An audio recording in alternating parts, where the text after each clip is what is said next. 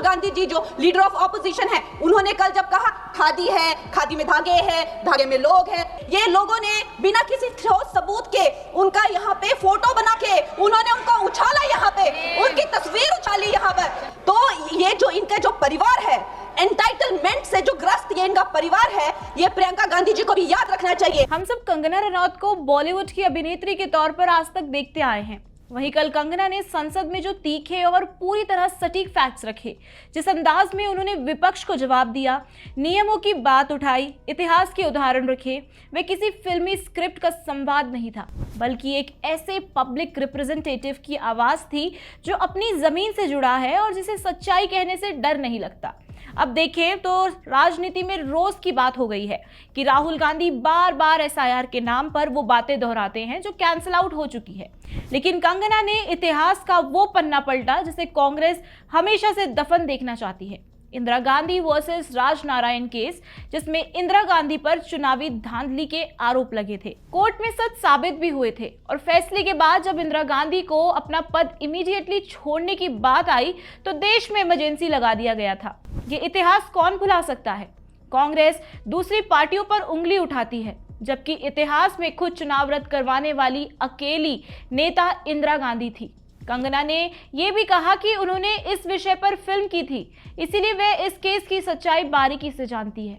अब कंगना ने गांधी परिवार की एंटाइटलमेंट पॉलिटिक्स पर सीधा सीधा सवाल उठाया। कंगना ने गांधी परिवार की एंटाइटलमेंट पॉलिटिक्स पर भी सीधा सवाल उठाया। कंगना साफ कहती हुई नजर आई कि सोनिया गांधी को 1983 तक इंडियन सिटीजनशिप नहीं मिली थी।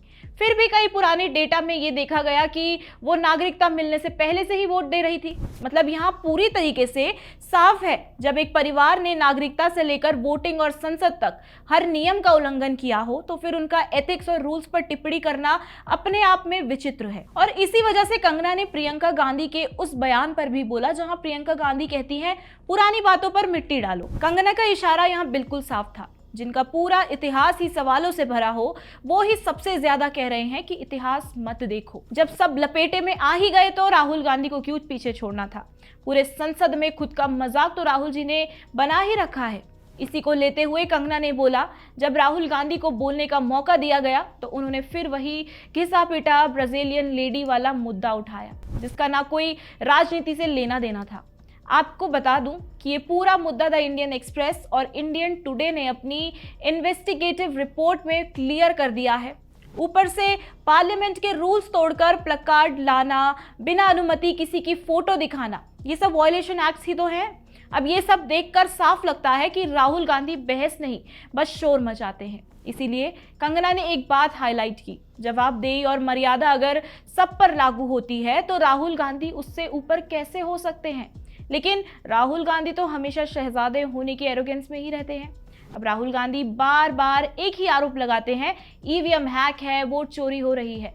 कंगना ने इस बात को डायरेक्टली एड्रेस करते हुए कहा कि पीएम मोदी ईवीएम हैक नहीं करते बल्कि लोगों के दिलों को जीतते हैं। यानी उनका पॉइंट था कि चुनाव जीतना मतदाता के भरोसे और लोकप्रियता से होता है, मशीन से नहीं।